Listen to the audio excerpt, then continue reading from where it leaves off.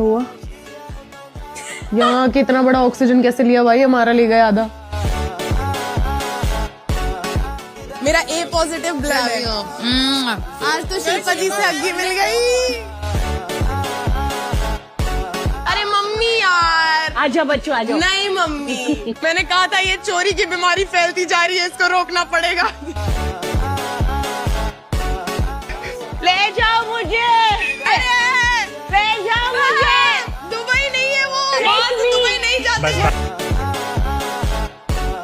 ले बाबू तो क्या रखी तेरे ये देख, ले ब्लैंकेट। हाँ तेरे तेरी अपनी नौकरी अपने पास रखो, तुम्हारा सेल तुम्हारे पास रखो, फ्री चाहिए सेल। अरे अरे कितनी भैड़ी लग रही है। जा बेटा जल्दी जा मेकअप करके आ। ये तू है क्या? कहाँ जा मेकअप करके आ, मुझे अभी पहचान भी नहीं आई थी तू है।